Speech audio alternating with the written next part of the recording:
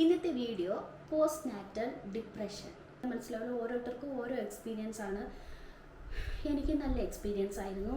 കാരണം ഞാൻ പറയുന്നത് ആരോ ആണ് നിങ്ങൾക്ക്. ഞാൻ പറയുന്നത് എന്തിനാണ് നിങ്ങൾ കേൾക്കണം എന്ന് ചിന്തിക്കും. കാരണം ഞാൻ ഡോക്ടറോ ഒന്നും അല്ല. പോസ്റ്റ് നാറ്റൽ ഡിപ്രഷനെ പറ്റിയിട്ട് തിയറിറ്റിക്കലായിട്ട് പഠിച്ചിട്ട് വന്ന് അങ്ങനെ പറയാൻ വന്നതല്ല ഞാൻ. ഒട്ടും പ്രിപ്പറേഷനൊന്നും ഇല്ലാതെ ജസ്റ്റ് എൻ്റെ അനുഭവം നിങ്ങളുമായിട്ട് ഷെയർ ചെയ്യുകയാണ്. അപ്പോൾ എനിക്ക് ഭയങ്കര പോസ്റ്റ് നാറ്റൽ ഡിപ്രഷൻ ഉണ്ടായിരുന്നോ, അതേത് രീതിയിലായിരുന്നു എന്നൊക്കെ ഉള്ളത് അവിടെ ഇരിക്കട്ടെ. അതിപ്പോൾ ഞാൻ നിങ്ങളോട്ട് പറഞ്ഞിട്ട് കാര്യമില്ല. പക്ഷേ അത് ഞാൻ ലാസ്റ്റ് പറയാം. കുറച്ച് കാര്യങ്ങൾ പറഞ്ഞിട്ട് പറയാം.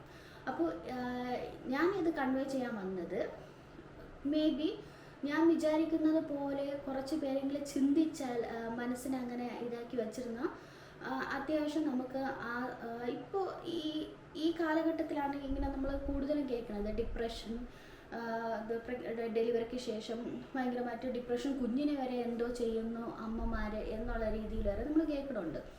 അപ്പോൾ അതുകൊണ്ടാണ് ശരി എനിക്ക് മനസ്സിൽ തോന്നിയത് ഞാൻ നിങ്ങളുമായിട്ട് കൺവേ ചെയ്യാമെന്ന് വിചാരിച്ചത്. നല്ല ബാക്ക്ഗ്രൗണ്ടൊക്കെ വെച്ചിട്ട് നല്ല രീതിയിൽ റെഡി ആയിട്ടൊക്കെ വന്ന് വീഡിയോ എടുക്കണമെന്നുണ്ട്. അതൊക്കെ കഴിഞ്ഞ കാലം. ഇനി അതൊക്കെ നടക്കണമെങ്കിൽ ഭയങ്കര പാടാണ്. ഇപ്പോൾ അമ്മ ഒന്ന് വിചാരിച്ചത് കൊണ്ടാണ് ഞാൻ ഈ വീഡിയോ എടുക്കുന്നത്. അപ്പോൾ എങ്ങനെയെങ്കിലും നിങ്ങളുമായിട്ട് കൺവേ ചെയ്യണമെന്നേ ഉള്ളൂ. അപ്പോൾ ഇപ്പം ഞാൻ എന്തെങ്കിലുമൊക്കെ പറഞ്ഞു തന്ന് അതുപോലെ ചെയ്യാൻ പറ്റുമോ? ഒരു റിംഗ് ലൈറ്റും ക്യാമറയും ഉണ്ടെങ്കിൽ നിങ്ങൾക്ക് അവിടെ നിന്ന് എന്തുവാണോ പറയാം, അതുപോലെ ഇത് പ്രവർത്തിക്കാനാണ് പാടെന്നൊക്കെ ഓരോരുത്തർക്ക് തോന്നും. പക്ഷേ ഇങ്ങനെയൊക്കെ ചിന്തിച്ചത് കൊണ്ടാണ് എനിക്ക് ആ ഒരു വലിയ പ്രശ്നം ഇല്ലാതെ ഒന്ന് കിടക്കാൻ പറ്റി. പിന്നെ എനിക്ക് മനസ്സിലായി ഈ പോസ്റ്റ് നാറ്റൽ ഡിപ്രഷൻ എന്തൊക്കെ കൊണ്ടാണ് വരാൻ ചാൻസ് എന്ന്. അപ്പോൾ ആ ഒരു ചാൻസ് ആണ് ഞാൻ നിങ്ങളുമായിട്ട് ഷെയർ ചെയ്യാൻ പോണത്. അപ്പോൾ ഇപ്പോൾ പ്രഗ്നൻ്റ് ആയിരിക്കുന്നവർ വേണം ഈ ഒരു വീഡിയോ കാണാനായിട്ട്. കാരണം അവർ ഈ സമയത്ത് നമ്മൾ മൈൻഡിനെ ഒന്ന് പ്രിപ്പയർ ചെയ്ത് വെച്ചാൽ ഘട്ടത്തിൽ ഒരു പ്രശ്നമല്ല. ആ പ്രശ്നം എന്തൊക്കെയാണെന്ന് ഞാൻ പറയാം. നമുക്കങ്ങ് ഓക്കെ ആയിട്ട് പോകാം. അപ്പോൾ ഞാൻ പ്രഗ്നൻ്റ് ആയിരുന്ന സമയത്ത് കുറേ പേര് എൻ്റെ അടുത്ത് ഇങ്ങനെ പറഞ്ഞിട്ടുണ്ട്. പിന്നെ നമ്മൾ വീഡിയോസിലൊക്കെ കാണും ഈ പോസ്റ്റ് നാറ്റൽ ഡിപ്രഷനൊക്കെ വരാൻ ചാൻസ് ഉണ്ട്, അത് ഭയങ്കര ഇതാണെന്നോ അങ്ങനെയൊക്കെ ഓരോരുത്തരൊക്കെ പറയുന്നതൊക്കെ കേട്ടിട്ടുണ്ട്. അപ്പോൾ ഞാൻ എൻ്റെ മനസ്സിനെ വിചാരിച്ചുകൊണ്ടിരുന്നത് നമ്മൾ കുറച്ച് സ്ട്രോങ് ആയിട്ട് അതിന് ഒന്ന് കെയർ ചെയ്യാതെ ഇരുന്ന ഡിപ്രഷനൊക്കെ എന്തിനാണ് വരുന്നത്? അങ്ങനെയൊന്നും വരാൻ ചാൻസ് ഒന്നുമില്ലല്ലോ. കുറച്ച് വീക്കായിട്ടുള്ളവർക്ക് അങ്ങനെ വരാനേ ചാൻസ് ഉള്ളൂ. നമ്മുടെ മൈൻഡ് പോലെ ഇരിക്കും എന്നൊക്കെ ആണ് ഞാൻ തിങ്ക് ചെയ്തുകൊണ്ടിരുന്നത്. അപ്പോൾ പിന്നെ ഒരു കാര്യമുണ്ട്, ഞങ്ങൾക്ക് 5 ഇയേഴ്സിന് ശേഷമാണ് കുഞ്ഞ് ഇപ്പോൾ ജനിച്ചത്. അപ്പോൾ പ്രഗ്നൻ്റ് ആകുന്നതിന് മുൻപേ തന്നെ ഞാൻ മനസ്സിനെ ഇതാക്കിയിട്ടുണ്ടായിരുന്നു. അത് എന്ത് തന്നെ കഷ്ടപ്പാടായിരുന്നാലും പ്രശ്നമില്ല, ഒരു കുഞ്ഞുണ്ടായാൽ മതി എന്ന് ചിന്തിച്ചിരുന്ന ആളാണ് ഞാൻ. അതുകൊണ്ട് തന്നെ ഈ പോസ്റ്റ് നാറ്റൽ ഡിപ്രഷൻ എന്നൊക്കെ ഓരോരുത്തർ പറയുമ്പോൾ എനിക്കതൊരു വലിയ ഒരു സംഭവമായിട്ടിരുന്നില്ല. കാരണം കുഞ്ഞുണ്ടാവുന്നുണ്ടല്ലോ, നമുക്കൊരു കുഞ്ഞ്, അതാണ് എനിക്കൊരു വലിയ ഒരു മാറ്ററായിട്ടിരുന്നത്. ഇതൊക്കെ തരണം ചെയ്യാനൊക്കെ സാധിക്കും എന്നുള്ള രീതിയായിരുന്നു. സോ ആ ഒരു മൈൻഡ് സെറ്റ് എനിക്ക് ഉണ്ടായിരുന്നു. പിന്നെ എന്താണ് അങ്ങനെ പ്രഗ്നൻസി ഇതൊക്കെ പോയി. നിങ്ങൾക്ക് താല്പര്യമുണ്ടെങ്കിൽ ഞാൻ പ്രഗ്നൻസി ജേർണി ഷെയർ ചെയ്യാം. എനിക്ക് PCOD ഉണ്ടായിരുന്നു. അപ്പോൾ എങ്ങനെ പ്രഗ്നൻ്റ് ആയത്, ട്രീറ്റ്മെൻറ്റും അതൊക്കെ വേണമെങ്കിൽ ഞാൻ പിന്നീട് ഷെയർ ചെയ്യാം. അപ്പോൾ ഇത് നമുക്ക് സബ്ജക്റ്റ് മാറ്റണ്ട. അപ്പോൾ അങ്ങനെ പ്രഗ്നൻസി കഴിഞ്ഞ് ഡെലിവറിയൊക്കെ കഴിഞ്ഞ് വീട്ടിൽ വന്നു. അപ്പോൾ എന്തൊക്കെ കാരണങ്ങൾ കൊണ്ടാണ് ഡിപ്രഷൻ വരാൻ ചാൻസ് എന്നാണ് ഞാൻ നിങ്ങൾക്കൊരു ഹിൻഡ് തരുന്നതാണ്. അതാണ് ഞാൻ പറഞ്ഞത്, പ്രഗ്നൻ്റ് ആയിരിക്കുന്നവർ വേണം ഇത് കാണാനായിട്ട്.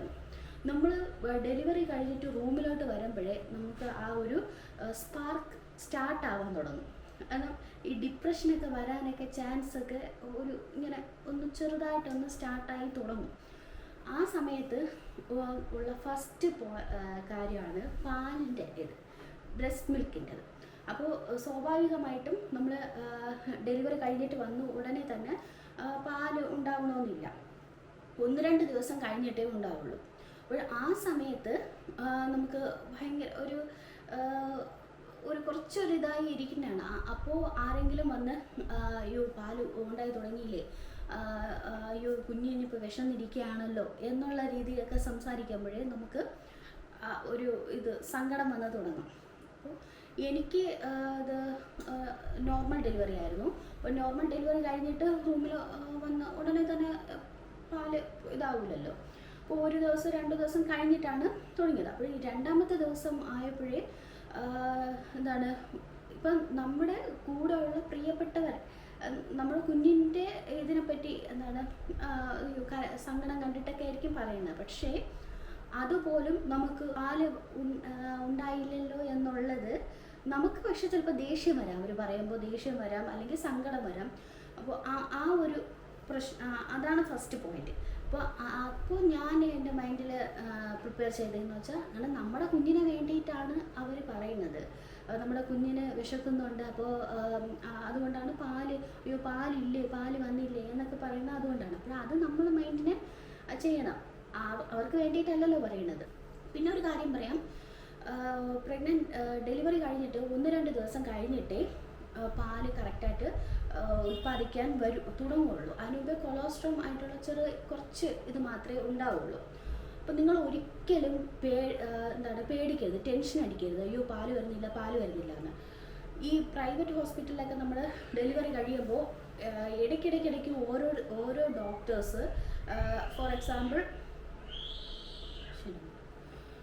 ഓരോ ഡിപ്പാർട്ട്മെൻറ്റിൽ നിന്നുള്ള ഡോക്ടേഴ്സൊക്കെ വന്നിട്ടേ ഇരിക്കും.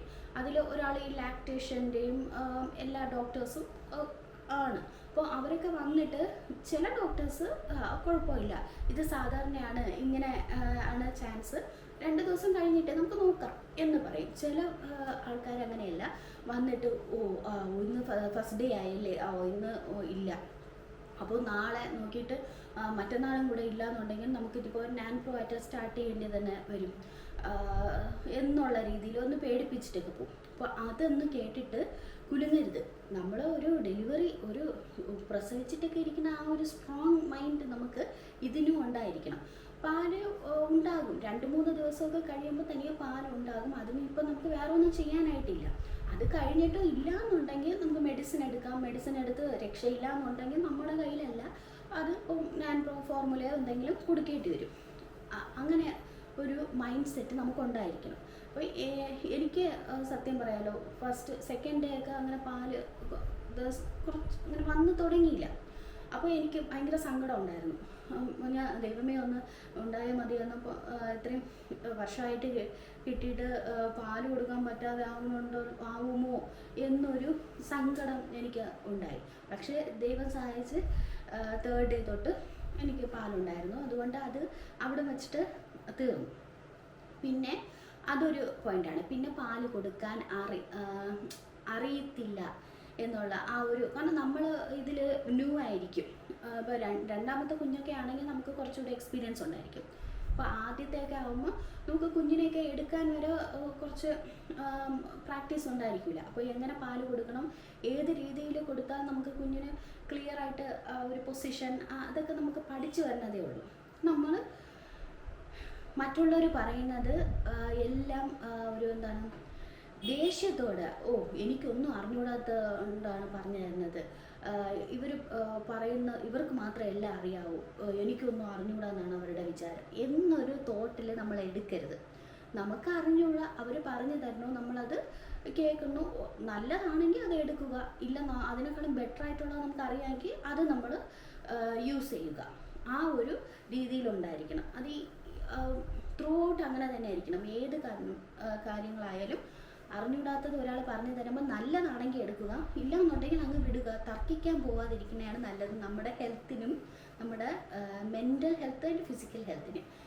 അപ്പോൾ അതൊരു കാര്യമാണ്. പിന്നെ ആ ബ്രസ്റ്റ് മിൽക്കിൻ്റെ റിലേറ്റഡ് ആയിട്ടുള്ള ഫീഡിങ് റിലേറ്റഡ് ആയിട്ട് കുറേ പ്രോബ്ലംസ് ഒക്കെ ഇങ്ങനെ ഈ ഒരു രീതിയിലൊക്കെയാണ്. പിന്നെ കുറേ അമ്മൂമ്മമാരോ ആരെങ്കിലുമൊക്കെ വന്നിട്ട് വീട്ടിൽ വന്നതിന് ശേഷം പാലില്ലേ, കുഞ്ഞിന് പാലില്ലേ, കുഞ്ഞ് കിടന്ന് കരയുന്നു, മറ്റതാണ് മറിച്ചതാണെന്ന് അങ്ങനെ ആരെങ്കിലും പറഞ്ഞാലും നമ്മളത് നെവർ മൈൻഡായിട്ട് എടുക്കുക. കാരണം പണ്ട് അവരും ഇതേ സാഹചര്യത്തിലൂടെ തന്നെ ആയിരിക്കും വന്നത്. ഇപ്പോൾ അവർക്ക് വേറെ ഒന്നും പറയാനായിട്ടില്ലാത്തതുകൊണ്ട് അവരൊന്നും പറഞ്ഞിട്ട് പോകില്ല. നമ്മൾ അതിനെ വെച്ച് ഇങ്ങനെ മൈൻഡിൽ ഇങ്ങനെ റൊട്ടേറ്റ് ചെയ്തുകൊണ്ട് ഇരിക്കരുത്. പറയുമ്പോൾ നമുക്ക് നമ്മുടെ കാര്യം നോക്കണം, നമ്മുടെ കുഞ്ഞിൻ്റെ കാര്യം നോക്കണം, അത് മാത്രം ശ്രദ്ധിച്ചാൽ മതി. പറഞ്ഞു തരുന്നത് നല്ലതാണെങ്കിൽ മാത്രം അതിനെ എടുത്താൽ മതി. ബാക്കി ഇപ്പോൾ ഡോക്ടേഴ്സൊക്കെ പറയുന്ന കാര്യങ്ങൾ നമ്മൾ ഫോളോ ചെയ്യാനുള്ളത് ഫോളോ ചെയ്യണം. പിന്നെ നമ്മുടെ വീട്ടിലുള്ളവർ നമ്മുടെ ഇപ്പോൾ നല്ലതിന് വേണ്ടിയിട്ട് പറയുന്ന ആൾക്കാരുണ്ടല്ലോ, അമ്മ എല്ലാവരും. അപ്പോൾ അവർ പറയുന്നത് കേട്ട് പോകണം. അപ്പോൾ ഇതാണ് ഫസ്റ്റ് ആയിട്ടുള്ള ഒരു പ്രോബ്ലം ഇതിൻ്റെ. പിന്നെ വേറെ എന്താണെന്ന് വെച്ചാൽ നമ്മളിപ്പോൾ വീട്ടിൽ വന്നതിന് ശേഷം ഉറക്കമൊക്കെ ഇല്ലാതെ ഇരിക്കും. അപ്പോൾ ഉറക്കം ഇല്ലാതെ ഇരിക്കുമ്പോൾ നമ്മുടെ കുഞ്ഞിനെ കൈമാറാനായിട്ട് ഒരാളെങ്കിലും ഉണ്ടായിരുന്ന അത്യാവശ്യം നമുക്കൊരു സ്ട്രെസ് ഫ്രീ ആണ്. അത് സത്യമായിട്ടുള്ള കാര്യമാണ്. അപ്പോൾ അതാണ് ഏറ്റവും വലിയ. ഇപ്പം എന്താണ്, വീട്ടിൽ അമ്മയോ അച്ഛനോ ഒന്നും കൂടെ ഇല്ല എന്നുണ്ടെങ്കിൽ ഹസ്ബൻഡെങ്കിലും അത് ശ്രദ്ധിക്കുകയാണെങ്കിൽ ഓക്കെ, കുഴപ്പമില്ലാത്ത ഒന്നാണ്. കാരണം നമുക്ക് ടോട്ടലായിട്ട് നമുക്ക് കുഞ്ഞിനെ തന്നെ നമ്മുടെ ഇങ്ങനെ നോക്കി ഇരിക്കുമ്പോൾ നമ്മുടെ ഭയങ്കര പ്രിയപ്പെട്ട കുഞ്ഞാണ് ആണെങ്കിലും ഒരു സമയം എത്തുമ്പോൾ ഒരു പ്രാന്ത് പിടിച്ച ഒരു രീതിയാവും. ഉറക്കം ഒന്നുമില്ല, പിന്നെ എല്ലാത്തിനും നമ്മൾ ന്യൂ ആണ്. അപ്പോൾ പഠിച്ചു വരുന്നതിൻ്റെ ബുദ്ധിമുട്ടുകളെല്ലാം ഉണ്ടായിരിക്കും. പാല് കൊടുക്കുന്നതും അതിൻ്റെ വേദന മറ്റുള്ളവർക്ക് പറഞ്ഞാൽ മനസ്സിലാവില്ല. ഓരോരുത്തർക്കും ഓരോ എക്സ്പീരിയൻസ് ആണ്. എനിക്ക് നല്ല എക്സ്പീരിയൻസ് ആയിരുന്നു. കാരണം എൻ്റെ എന്താണ് സെൻസിറ്റീവ് ആയിരുന്നു. സോ നിപ്പിൾ ക്രീം ഇതുണ്ടല്ലോ, പേര് മറന്നുപോയി, അതൊക്കെ ഇടേണ്ടി വന്ന് ബ്ലഡ് വരെ വന്നു. അങ്ങനത്തെ രീതിയൊക്കെ ആയിരുന്നു. പക്ഷെ നമ്മൾ ഇപ്പോൾ അതിപ്പോൾ ആരും ചെയ്ത കുറ്റമല്ല, നമ്മുടെ ആ ബോഡി രീതിയിലായതുകൊണ്ട് അങ്ങനെയൊക്കെ നമ്മൾ സഫർ ചെയ്യേണ്ടി വന്നു. അതെല്ലാം പാർട്ട് ഓഫ് ബേബി, എന്താണ് പാർട്ട് ഓഫ് പ്രഗ്നൻസി, ഇതൊക്കെയാണെന്ന് അങ്ങ് വിടുക, അനുഭവിച്ച് അങ്ങ് വിടുക. അല്ലാതെ അത് എടുത്ത് വെച്ചിട്ട് നമ്മൾ കരഞ്ഞിട്ട് സങ്കടപ്പെട്ടിട്ടിരുന്ന അങ്ങനെ ഒന്നും നേടാനായിട്ടില്ല. അതാണ്. ഇപ്പോൾ ഫുഡിൻ്റെ കാര്യത്തിലായാലും ഇപ്പോൾ അമ്മയൊക്കെ പറയുന്നതൊക്കെ ഒരുവിധം അത്യാവശ്യമൊക്കെ കേട്ട് അവരാണല്ലോ ഇതിൽ എക്സ്പീരിയൻസ്ഡ് ആയിട്ടുള്ളത്. അപ്പോൾ അതൊക്കെ കഴിക്കണം. ഇല്ല ഒട്ടും പറ്റില്ല എന്നുണ്ടെങ്കിൽ ദോഷമില്ലാത്തത് മാറ്റാൻ പറ്റുന്നതാണെങ്കിൽ മാറ്റണം. ഓക്കെ. അത് വേറൊരു കാര്യമെന്ന് വെച്ചാൽ കുഞ്ഞ് കിടന്ന് കരയുന്നത് കൊണ്ട് നമ്മൾ കുറച്ച് നേരം എന്താണ് നമ്മൾ നല്ല രീതിയിൽ നോക്കും, കരച്ചിൽ മാറ്റാനായിട്ട് നോക്കും. പക്ഷെ പിന്നെയും ഭയങ്കര കരച്ചിലാണ്, എന്തെങ്കിലും കാരണം കൊണ്ടായിരിക്കും. അപ്പോൾ അത് മൈൻഡിൽ എടുക്കേണ്ട ഒരു കാര്യമാണ്. നമ്മുടെ പോലെ തന്നെയാണ് ആ കുഞ്ഞിന് എന്തെങ്കിലും കഷ്ടപ്പാടുണ്ടായിരിക്കും, അതുകൊണ്ടാണ് ആ കുഞ്ഞ് കരയുന്നത്. അപ്പോൾ അത് നമ്മൾ കുഞ്ഞിൻ്റെ അടുത്ത് ദേഷ്യപ്പെട്ടിട്ട് കുഞ്ഞിൻ്റെ അടുത്ത് നമ്മൾ ഒരു മിണ്ടാതിരിക്കുന്നോ എന്ന് പറഞ്ഞിട്ട് ഒരു കാര്യമില്ല. നമ്മളെപ്പോലെ തന്നെയാണ്. ഒന്നാമത് കുഞ്ഞ് പുതിയതാണ് ഈ ലോകത്ത്. അപ്പോൾ ആ കുഞ്ഞിന് എന്തുമാത്രം ഒരു ഡിഫറൻസ് ഇതുണ്ടായിരിക്കും, ഫേസ് ചെയ്യാനായിട്ട് കുറേ പാടൊക്കെ ഉണ്ടായിരിക്കും. അപ്പോൾ എൻ്റെ കുഞ്ഞിനാണെങ്കിൽ 2 monthsന് ശേഷം മൂക്കടപ്പുണ്ടായിരുന്നു. അതൊരു വലിയൊരു പ്രോബ്ലമായിട്ട് ആണെന്ന് വെച്ചാൽ മൂക്കടപ്പ് കാരണം പാല് കുടിക്കാൻ പറ്റില്ല. ഒരു കുഞ്ഞിന് ഏറ്റവും പ്രോബ്ലം എന്ന് ഞാൻ പറയും. കാരണം മൂക്കടപ്പ് വന്ന മെയിൻ പ്രശ്നം പാല് കുടിക്കാൻ പറ്റില്ല, ഉറങ്ങാൻ പറ്റില്ല. അപ്പോഴത് ആ സമയത്ത് അവൻ ഭയങ്കര കരച്ചിലും ഒക്കെ ആയിരുന്നു. ആ സമയത്താണ് എനിക്കും മൂക്കടപ്പ് കാരണം കരയും പാല് കുടിക്കില്ല. അപ്പോൾ എനിക്ക് ഭയങ്കര ഇതായിരുന്നു. ബട്ട് എൻ്റെ ഫാമിലി മെമ്പേഴ്സ് എല്ലാവരും അച്ഛനും അമ്മ എൻ്റെ കൂടെ, പിന്നെ ഹസ്ബൻഡ് ഇടയ്ക്കിടയ്ക്ക് വരും. അവരുടെ ഒരു സപ്പോർട്ട് ഉള്ളത് കൊണ്ടാണ് എന്നെ കൂടുതൽ ബാധിക്കാതെ പോയത്. കാരണം അവരുടെ ആ ഒരു കെയറിങ് കൊണ്ടാണ്. അപ്പോൾ അതൊരു കാര്യമാണ്. കുഞ്ഞ് കിടന്ന് കരഞ്ഞ് ഇതായ നമ്മൾ ഭ്രാന്ത് പിടിച്ചതുപോലെ ഇങ്ങനെ നിന്നിട്ട് കാര്യമില്ല. മൈൻഡിൽ വിചാരിക്കേണ്ടത് അവർ അതേപോലെ എന്തോ പ്രശ്നം സഫർ ചെയ്യുകയാണ്, നമ്മളാണ് അത്, അമ്മയാണ്, കുഞ്ഞിൻ്റെ അമ്മ നമ്മളാണ്. അപ്പോൾ നമ്മൾ സമാധാനത്തോടെ ഒന്ന് കാം ചെയ്യാൻ നോക്കണം. മറ്റ് ആരെക്കാളും കുഞ്ഞിനെ കാം ചെയ്യാൻ പറ്റുന്നത് അമ്മയ്ക്കായിരിക്കും. ഇപ്പോൾ പറയാൻ പറ്റില്ല, ആരാണോ കുഞ്ഞിനെ കൂടുതൽ നോക്കുന്നത് അവർക്ക് തന്നെയായിരിക്കും. ഓക്കെ. അപ്പോൾ അതാണ് വേറെ ഞാൻ കരുതിയ ഒരു ഇതാണ് ഞാൻ നിങ്ങളോട് പറയുന്നത്. കാരണം ഇതൊക്കെ സില്ലി മാറ്ററാണ്. പക്ഷേ ഡെലിവറി കഴിഞ്ഞിരിക്കുന്ന ആ സമയത്ത് നമുക്ക് എന്താണ് ചെറിയ ചെറിയ കാര്യങ്ങൾ, എന്തെങ്കിലും ആരെങ്കിലും വന്ന് ഇത്തിരി എന്തെങ്കിലും പറഞ്ഞിട്ട് പോയാൽ മതി. ഇപ്പോൾ കുഞ്ഞ് അത് കിടത്തിയിരിക്കുന്നത് ശരിയല്ല, എടുക്കുന്നത് ശരിയല്ല, അങ്ങനെ എന്തെങ്കിലുമൊക്കെ പറയുമ്പോഴേ നമുക്ക് ഭയങ്കര ഒരു ഫീലിങ്സ് ആയിരിക്കും. അപ്പോൾ ഈ ഫീലിങ്സൊക്കെ നമ്മൾ ഇങ്ങനെ ഇട്ടിട്ട് ചിലപ്പോൾ ഹസ്ബൻഡിൻ്റെ അടുത്തായിരിക്കും കാണിക്കുന്നത്, അല്ലെങ്കിൽ കുഞ്ഞ് കിടന്ന കരയാണെങ്കിൽ എന്തോന്നിത് എന്നായിരിക്കും ചിന്തിക്കുന്നത്. അതുകൊണ്ട് ആ സമയത്ത് ആരെങ്കിലുമൊക്കെ പറയുന്നത് ആവശ്യമില്ലാത്തതാണെങ്കിൽ അതിനൊന്നും മൈൻഡ് ചെയ്യാൻ പോകരുത്, അത്രേ ഉള്ളൂ. പിന്നെ എന്തൊക്കെ കാര്യങ്ങൾ നമുക്ക് നേരത്തെ പ്രിപ്പയർ ചെയ്ത് വയ്ക്കാൻ പറ്റുമോ അതൊക്കെ റെഡിയാക്കി വെക്കണം. ഫോർ എക്സാമ്പിൾ, ഞാൻ നേരത്തെ പറഞ്ഞില്ലേ കുഞ്ഞിനെ ഈസി ആയിട്ട് നോക്കാനുള്ള ഇത് ഇപ്പം ഞാൻ മുകളിൽ മറ്റേ കാർഡ്സിലിട്ടേക്കാം ആ വീഡിയോ. അത് വേണമെങ്കിൽ നിങ്ങൾക്ക് കണ്ടിട്ട് നേരത്തെ തന്നെ ഒന്ന് ഒരു പ്രിപ്പറേഷനോടെ ഇരുന്ന അത് നല്ലതായിരിക്കും. അപ്പോൾ കുറച്ച് ഈസി ആക്കുമ്പോൾ അതനുസരിച്ച് നമുക്ക് അപ്പോഴുള്ള സ്ട്രെസ്സ് കുറവായിരിക്കും.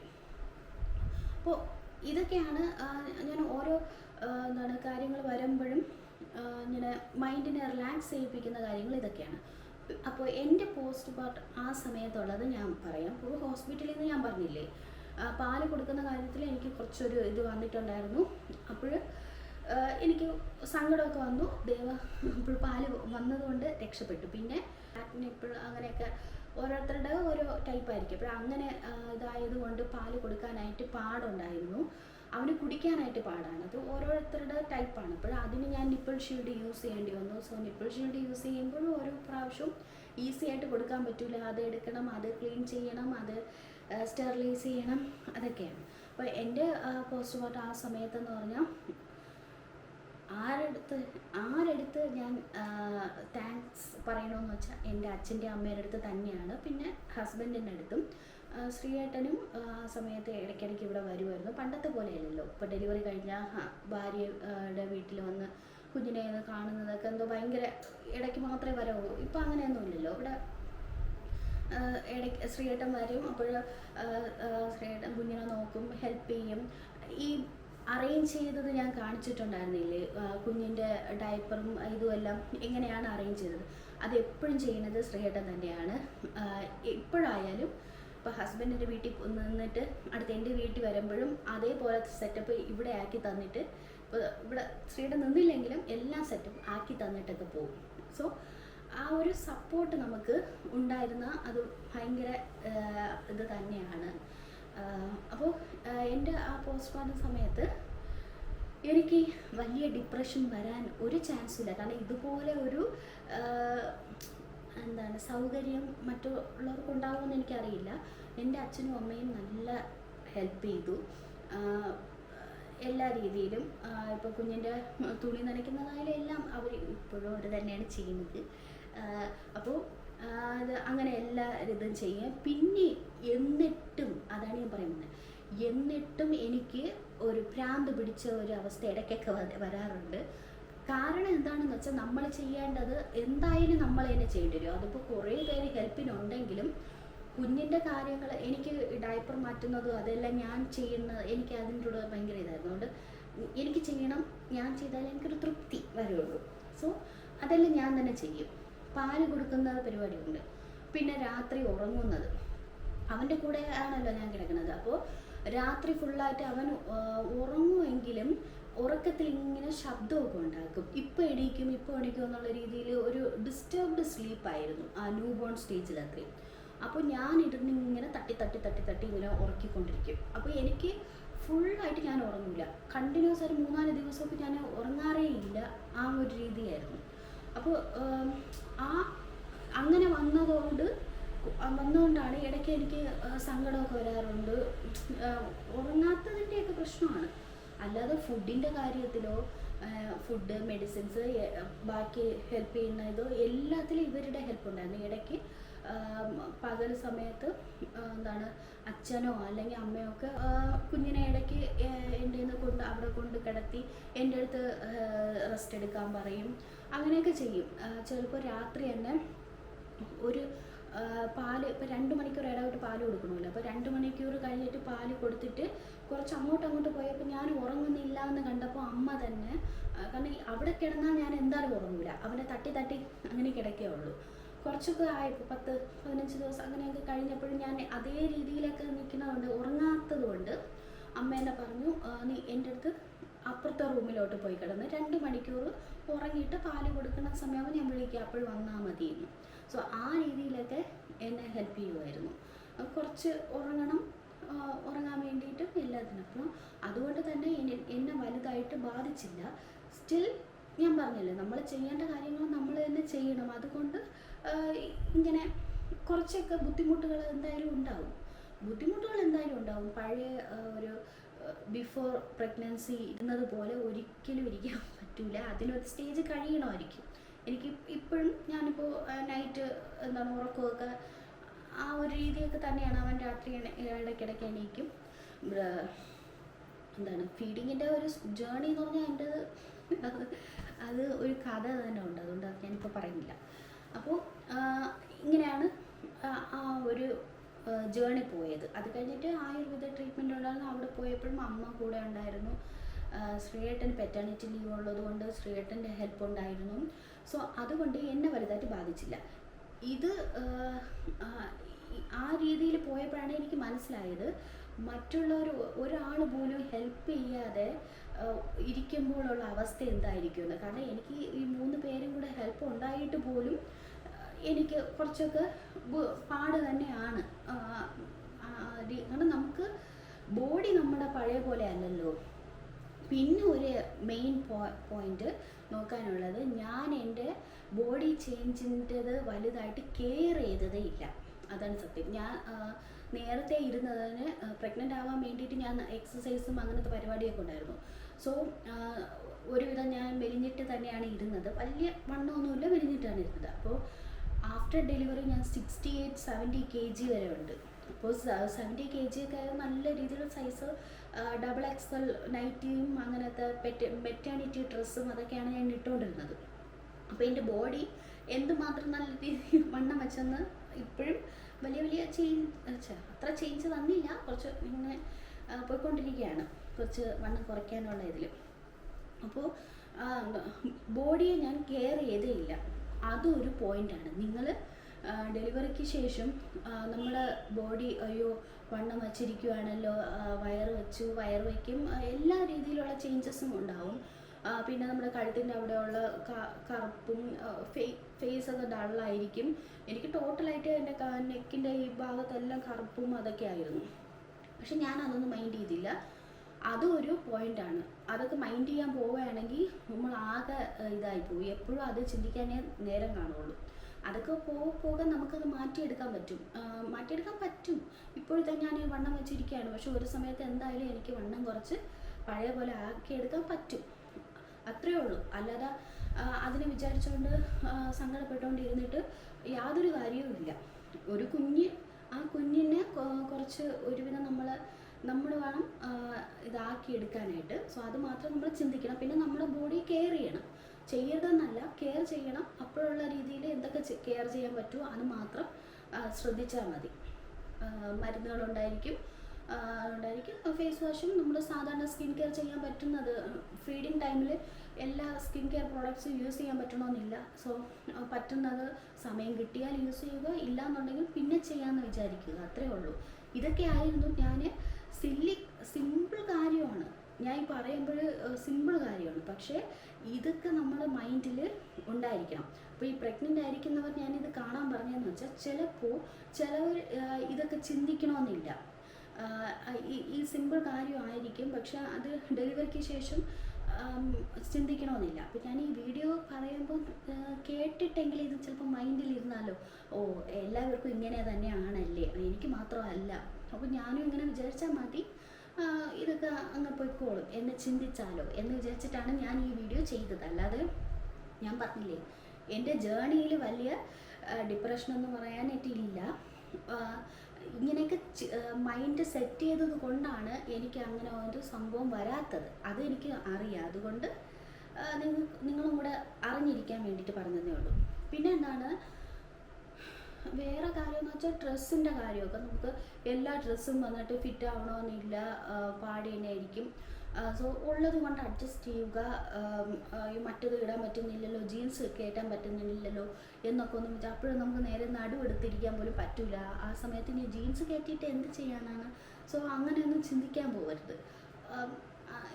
കുറച്ച് പോകുമ്പോൾ എല്ലാം ശരിയാവും. പിന്നെ കുഞ്ഞിന് വയ്യായിക വരുമ്പോൾ സ്വാഭാവികമായിട്ടും നമ്മുടെ മെൻ്റൽ സ്ട്രെസ്സൊക്കെ എത്ര ഇതായാലും ഒരിതായിരിക്കും. അപ്പോൾ അത് നമ്മൾ സ്ട്രോങ് ആയിരിക്കണം. അല്ല ഇപ്പോൾ അവന് വയ്യാന്നുണ്ടെങ്കിൽ നമ്മളാണ് അവന് നോക്കാനുള്ളത്. അപ്പോൾ നമ്മൾ അങ്ങ് ഇതായി കരഞ്ഞുകൊണ്ടിരുന്ന ശരിയാവില്ല.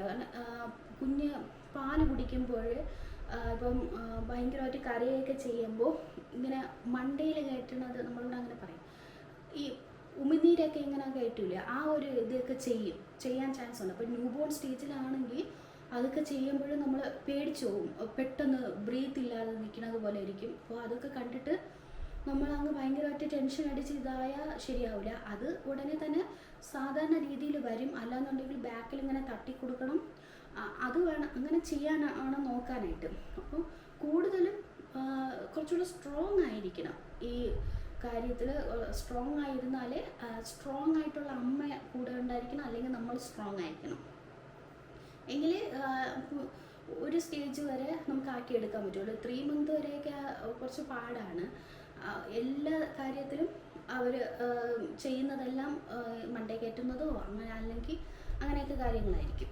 അപ്പോൾ അതൊക്കെ നമ്മൾ ശ്രദ്ധിക്കേണ്ട ഒന്നായിട്ട് വരും. വേറെ ഇതൊക്കെ തന്നെയാണ് പോസ്റ്റ്നാറ്റൽ. ഇപ്പോൾ എപ്പോഴും അതാണ് എനിക്ക് ചില സമയത്ത് ഞാൻ ചിന്തിക്കാറുണ്ട്. ഇപ്പം ഹസ്ബൻഡ് വന്നിട്ട് അത്ര നോക്കൂല, ഹസ്ബൻഡ് വലിയ കെയറിങ് അല്ലാത്തത്, ഹെൽപ്പിംഗ് മൈൻഡ് അല്ലാത്ത ഒരു ഹസ്ബൻഡുമാണ്, അമ്മയും അച്ഛനും കൂടെ ഇല്ല എന്നുണ്ടെങ്കിൽ എങ്ങനെ അവർ ഇത് പോവും? ആ കുഞ്ഞിനെ നോക്കാൻ വേറെ ഒരാളില്ല എന്നുണ്ടെങ്കിൽ വലിയ പാട് തന്നെയാണ്. ആ കുട്ടിക്ക് തന്നെയാണ് ഈ പോസ്റ്റ്നാറ്റൽ ഡിപ്രഷൻ എന്ന് പറയുന്നത് വരാൻ ചാൻസ് കൂടുതലും. കുഞ്ഞിനെ കൈമാറി ഒരു 10 മിനിറ്റെങ്കിൽ 10 മിനിറ്റ് നമുക്കായിട്ട് ഒരു റിലാക്സ് ചെയ്തിരിക്കാൻ പറ്റിയ അത് തന്നെയാണ് ആ സമയത്ത് വലിയൊരു കിട്ടുന്ന ഒരു വലിയൊരു ഇത്. പിന്നെ ഫുഡ് കഴിക്കുന്നത് നമുക്ക് പഴയതുപോലെ ഇരുന്ന് ഫ്രീ ആയിട്ടിരുന്ന് കഴിക്കാനൊന്നും പറ്റില്ല, സ്പീഡ് കൂട്ടുകയെന്നെ ചെയ്യുള്ളൂ. കാരണം കുഞ്ഞ് കരയുമ്പോൾ പാലിന് വേണ്ടി കരയുന്നുണ്ടെങ്കിൽ നമ്മളതിൽ പാല് കൊടുക്കണം. അപ്പോൾ അതൊക്കെ അങ്ങനെ ചിന്തിച്ചങ്ങ് വിടണം. അല്ലാതെ അയ്യോ എനിക്ക് കഴിക്കാൻ പറ്റിയില്ലല്ലോ എന്ന് സമയം കണ്ടെത്തി കഴിക്കണം. ഒരു ടൈമിങ്, ഒരു ടൈമൊക്കെ സെറ്റ് ചെയ്ത് അങ്ങനെ പോകണം.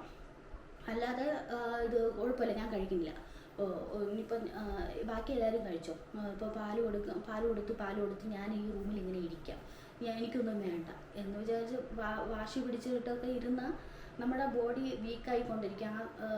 പ്രഗ്നൻസി കഴിഞ്ഞിട്ടുള്ള സമയത്തെന്ന് വെച്ചാൽ ആഹാരം നന്നായിട്ട് നോക്കണം. ആഹാരം നോക്കിയാലേ കുഞ്ഞിനും പാലുണ്ടാവുള്ളൂ. നമ്മൾ പഴയ രീതിയിൽ ആയി വരാനായിട്ട് വലിയൊരു സംഭവം തന്നെയാണ് ഫുഡ് മാറ്റേഴ്സ്. സോ ഇതാണ്. അപ്പോൾ ഞാൻ ഈ വീഡിയോ ഇട്ടെന്ന് വിചാരിച്ചിട്ട് എന്നെ അറിയാമെന്നുള്ളത് വിചാരിക്കരുത്. എനിക്ക് ഡെലിവറിക്ക് ശേഷം ഭയങ്കര ഡിപ്രഷനായിരുന്നു, പുറത്ത് പറയാതെയൊക്കെ ഇരുന്നതാണെന്നൊക്കെ. സത്യമായിട്ട് എനിക്ക് ഡിപ്രഷനൊന്നുമില്ല. എൻ്റെ അമ്മ അറിയണമെങ്കിൽ എന്നെ കൊല്ലും. ഇത്രയും എന്നെ ഞാൻ ഇങ്ങനെ കിടന്ന് നോക്കിയിട്ട് അവൾക്ക് ഡിപ്രഷൻ വന്നു എന്ന് പറയുവാണെന്ന് വിചാരിക്കും. കാരണം അത്ര ഹെൽപ്പ് ചെയ്ത ആൾക്കാരാണ്. അപ്പോൾ അവരെ ഹെൽപ്പ് ചെയ്തതിന് ഞാനിനി അവരുടെ അടുത്ത് താങ്ക്സ് പറയാനൊന്നും പോകില്ല. അവർക്ക് ഒരു ആവശ്യം ഇതുപോലെ ഒരു മോക്ക് മരുമോളോ മോക്കോ അമ്മയോ അച്ഛനും ഈ ഒരു സാഹചര്യത്തിലാണ് ഏറ്റവും ആവശ്യമെന്ന് പറയും. ഒരു തുണ, അമ്മയുടെ അച്ഛൻ്റെ സഹായം ഏറ്റവും അമ്മയുടെയാണ് മെയിനായിട്ട് സഹായം വേണ്ടത്. അപ്പോൾ അത് നമ്മൾ അതുപോലെ തന്നെ അവർക്ക് ഒരാവശ്യം വരുമ്പം അങ്ങോട്ട് ചെയ്യും. ഇതെല്ലാം നമ്മളെ മനസ്സിലുണ്ടായിരിക്കും. അപ്പോൾ ആവശ്യം വരുമ്പോൾ ചെയ്യുക. അല്ലാതെ അവരുടെ അടുത്ത് താങ്ക്സ് പറഞ്ഞങ്ങ് കളയേണ്ട ഇതല്ലല്ലോ. സോ ഞാനിത് പറഞ്ഞതാണ്. എനിക്ക് തോന്നി ഇങ്ങനെയൊക്കെ ഞാൻ ചിന്തിച്ചത് കൊണ്ടായിരിക്കണം ഈ ഒരു കാര്യങ്ങളിലെല്ലാം സില്ലിയായിട്ട് ഞാനത് വിട്ടത് എന്ന് എനിക്ക് തോന്നി. അപ്പോൾ അത് ആർക്കെങ്കിലുമൊക്കെ തലയിൽ കയറുന്നുണ്ടെങ്കിൽ കയറിട്ട്. ഇപ്പോഴുള്ള കുട്ടികളെന്ന് പറഞ്ഞാൽ കുട്ടികൾ ഞാൻ അവൻ്റെ അമ്മച്ചിയൊന്നും ആയില്ല. ഇപ്പോൾ എൻ്റെ രീതി എല്ലാവരും ഇങ്ങനെയൊക്കെ ഫോർവേഡായിട്ട് ചിന്തിക്കുന്നവർ തന്നെയായിരിക്കും. എൻ്റെ അമ്മോ, അരമണിക്കൂർ. ശരി. സോ എൻ്റെ ഡെലിവറി ജേണി അല്ല, എനിക്ക് വയ്യ, എക്സ്പീരിയൻസ് ഞാൻ നിങ്ങളുമായിട്ട് വേണമെങ്കിൽ ഷെയർ ചെയ്യാം. അതിൽ ഒരു കാര്യം നിങ്ങളുമായിട്ട് പറഞ്ഞു തരാനുണ്ട്. എപ്പിട്ടൂർ അതിൻ്റെ യൂസ് എത്രമാത്രം എനിക്കുണ്ടായിരുന്നു എന്ന്. ഓക്കെ. പിന്നെ ഞാൻ ഫുഡിൻ്റെയൊക്കെ വീഡിയോസ് ഇട്ടിട്ടുണ്ടായിരുന്നു. ഇപ്പോൾ യുവിക്ക് സോളിഡ് ഫുഡ്സൊക്കെ ഏതൊക്കെയാണ് ഞാൻ കൊടുക്കുന്നു എന്നൊക്കെ ഉള്ളത്. അപ്പോൾ അതൊക്കെ നിങ്ങൾ ഇപ്പോൾ ഞാൻ പ്രഗ്നൻ്റ് ആയവരല്ലേ കാണാൻ പറഞ്ഞത്. ഡെലിവറിയൊക്കെ കഴിഞ്ഞ് കുഞ്ഞിന് ഒരു 5 മാസമൊക്കെ കഴിഞ്ഞിട്ട് കണ്ടാൽ മതി. സോ മെയിനായിട്ട് ഒരു വീഡിയോ എനിക്ക് ചെയ്യാനുണ്ട്. ഏതാണെന്ന് വെച്ചാൽ ഹോസ്പിറ്റൽ ബാഗ് വീഡിയോ ഞാൻ ഇട്ടിട്ടുണ്ടായിരുന്നു. അപ്പോൾ ഹോസ്പിറ്റൽ ബാഗ് ഇവിടെ നിന്ന് ഒരു ചുമട് സാധനം കൊണ്ടുപോയതിൽ എന്തൊക്കെ സാധനങ്ങളാണ് എനിക്ക് ഉപയോഗം അവിടെ ഹോസ്പിറ്റലിൽ എടുക്കേണ്ടി വന്നത് എന്നുള്ളത് ഞാൻ ഇടാം. അത് നിങ്ങൾക്ക് ചിലപ്പോൾ യൂസ്ഫുൾ ആവും. പിന്നെ ഞാൻ ഏത് ഹോസ്പിറ്റലാണെന്ന് പറയാം. ആ ഹോസ്പിറ്റലിലാണ് ഇതൊക്കെ ആവശ്യം വന്നുള്ളൂ. വേറെ വല്ല ഹോസ്പിറ്റലിലും പോയിട്ട് ഈ 3 സാധനവും മാത്രം കൊണ്ടുപോയാൽ പറ്റൂലല്ലോ. സോ അത് ഞാൻ ആ വീഡിയോയിൽ പറയാം. അപ്പോൾ ഡിപ്രഷൻ മനസ്സിലായല്ലോ. ഡിപ്രഷൻ എന്ന് പറയുന്നത് നമ്മുടെ മൈൻഡ് സെറ്റ് ഇതാണ്. എന്ത് കാര്യത്തിന് നമ്മൾ ഇങ്ങനെ ദുഃഖപുത്രിയായിട്ട് ഇരിക്കുകയാണെങ്കിൽ അങ്ങനെ ദുഃഖിച്ച് പിന്നെ നമ്മുടെ കുഴപ്പം കൊണ്ടല്ല, നമ്മുടെ ചുറ്റുപാടും ആണ് ഇതിൽ ഇരിക്കുന്നത്. ചുറ്റുപാട് നല്ലതായിരിക്കണം, ചുറ്റുമുള്ള ആൾക്കാരും മനസ്സ് തുറന്ന് സ്നേഹിക്കണം, സഹായിക്കണം. അപ്പോൾ ഇതൊക്കെ ഓക്കെ ആയിട്ട് പോകും. സോ എല്ലാം നമ്മുടെ ഇപ്പോൾ ഉള്ള പിള്ളേർ എന്തെടുത്താലും ഡിപ്രഷൻ എന്ന് ഓരോ അമ്മച്ചിമാരൊക്കെ പറയും. പക്ഷെ അത് ചുറ്റുമുള്ളവരും കാരണം കൊണ്ടുമാണ്, എല്ലാം ഇതല്ല. പക്ഷേ +2 എക്സാമിന് പോയിട്ട് ക്വസ്റ്റ്യൻ മാറ്റി എഴുതി അല്ലെങ്കിൽ നേരെ എഴുതാൻ പറ്റിയില്ല എന്ന് പറഞ്ഞ് തൂങ്ങി മരിക്കുന്ന അതൊക്കെ എന്ത് ഡിപ്രഷനാണെന്നൊന്നും എനിക്ക് അറിഞ്ഞൂടാ. ഇപ്പോൾ ഉള്ള കുട്ടികളുടെ ന്യൂസൊക്കെ കണ്ടാൽ എനിക്ക് ചിരിക്കണമെന്നും അറിഞ്ഞൂടാ. യൂട്യൂബ് വീഡിയോ കണ്ടിട്ട് ഓരോരുത്തർ ഫാസ്റ്റിംഗ് ഒക്കെ ചെയ്ത് വിവരമുള്ള രീതിയിൽ ചിന്തിക്കുകയാണെങ്കിൽ നമ്മൾ എന്ത് വീഡിയോസ് കണ്ടാലും ഞാനിത് ഇതിൽ കൂടെ പറഞ്ഞിട്ടാണ്. നമ്മൾ ഏത് വീഡിയോ യൂട്യൂബിൽ നിന്ന് നോക്കിയാലും അത് നോക്കിയിട്ട് നമ്മുടെ ബോഡിക്ക് ഓക്കെ ആയിരിക്കുന്നത് അല്ലെങ്കിൽ ഇത് ചെയ്താൽ കൊള്ളാം, ഇത് കൊണ്ട് വേറെ പ്രശ്നമൊന്നുമില്ല എന്നുണ്ടെങ്കിൽ മാത്രമേ അത് ചെയ്യാൻ പോകാവൂ. ഞാനിപ്പോൾ എന്ത് എനിക്ക് ഉള്ളതായാലും കുഞ്ഞിൻ്റെ കാര്യത്തിനായാലും ആർക്ക് വേണ്ടിയിട്ടുള്ളതായാലും ഒരു ഡോക്ടർ പറയുന്ന വീഡിയോസ് ആയിരിക്കും ഞാൻ കൂടുതലും നോക്കാറ്. ഇപ്പം ആരെങ്കിലുമൊക്കെ പറയുന്ന വീഡിയോസ് നോക്കാം. ഇപ്പം ഈ നിങ്ങൾ ചോദിക്കില്ലേ, ഞാൻ പറയുന്നത് ആരോ ആണ് നിങ്ങൾക്ക്, ഞാൻ പറയുന്നത് എന്തിനാണ് നിങ്ങൾ കേൾക്കണം എന്ന് ചിന്തിക്കും. കാരണം ഞാൻ ഡോക്ടറോ ഒന്നും അല്ല. പക്ഷേ ഞാൻ പറയുന്നത് എന്താണ്, എൻ്റെ കുഞ്ഞിന് ഇതൊക്കെയാണ് ഞാൻ ചെയ്തത്, അല്ലെങ്കിൽ എൻ്റെ എക്സ്പീരിയൻസ് ഇതാണ് എന്നാണ് ഞാൻ പറയാറ്. അല്ലാതെ ഇതൊക്കെ വേണം നിങ്ങൾ ചെയ്യാനായിട്ട്, ഇത് ചെയ്താലേ ഇതാവുള്ളൂ എന്ന് അടിച്ച് ഞാൻ പറയാറില്ല. ഒരു ഡോക്ടർ പറയുന്നത് പോലെ ഈ അസുഖത്തിന് ഇതെടുക്കണം, ഇത് കഴിക്കണം എന്ന് ഡോക്ടേഴ്സിനൊക്കെ ക്ലിയർ ആയിട്ട് പറയാൻ പറ്റും. പക്ഷെ ഞാൻ അങ്ങനെ പറയാറില്ല. ഞാൻ എൻ്റെ എക്സ്പീരിയൻസ് ഷെയർ ചെയ്യണം. അത് നിങ്ങൾക്ക് വേണമെങ്കിൽ എടുക്കാം, അല്ലെങ്കിൽ വേണ്ടാന്ന് വയ്ക്കാം, അത്രേ ഉള്ളൂ. സോ അതുപോലെയാണ് ഞാൻ എടുക്കാറ്. ഒരു ഡോക്ടർ പറയുന്നതായാലും 2 പേരെടുത്തും കൂടെ ഒന്ന് ഇപ്പോൾ യുവിക്കുള്ള കാര്യത്തിനാണെങ്കിൽ കുറച്ചുകൂടെ ചോദിച്ചിട്ടും അങ്ങനെയൊക്കെയാണ് ഞാൻ സെലക്ട് ചെയ്ത് ചെയ്യാറുള്ളൂ. ഡോക്ടർ പറയുന്ന അല്ലെങ്കിൽ ഡോക്ടറിനെ കൺസൾട്ട് ചെയ്തിട്ടൊക്കെ അവൻ്റെ കാര്യത്തിലൊക്കെ ചെയ്യാറുള്ളൂ. എനിക്കുള്ള എന്തെങ്കിലും ആണെങ്കിൽ ഇപ്പം എക്സസൈസ് എനിക്ക് ചെയ്യാൻ പറ്റുന്നതേ ഞാൻ ചെയ്യാൻ പോകുള്ളൂ. അല്ലാതെ ഇവരിത് ചെയ്തുകൊണ്ടാണ് വെയിറ്റ് കുറഞ്ഞതെന്ന് പറഞ്ഞാൽ എനിക്ക് ചെയ്യാൻ പറ്റുന്നത്. ഇപ്പോൾ കാർഡിയാക് ടൈപ്പൊക്കെ എക്സസൈസൊക്കെ ഒന്നും എനിക്ക് ശരിയാവില്ല. യോഗ എനിക്ക് ഓക്കെയാണ്. സോ ഞാൻ അതുപോലത്തെ ചെയ്യും. അതുപോലെ ആണ് ചൂസ് ചെയ്തൊക്കെ ചെയ്യാറ്. അല്ലാതെ വിവരമുള്ളവർ ഇതുപോലെ ഒന്നും ചെയ്യൂല എന്നാണ് എൻ്റെ വിശ്വാസം. സോ നിങ്ങളും അങ്ങനെയൊക്കെ വേണം ചെയ്യാനായിട്ട്. ഈ ന്യൂസൊക്കെ കണ്ട് മനസ്സിലാക്കി എടുക്കണം. സോ ഒന്നുമില്ല.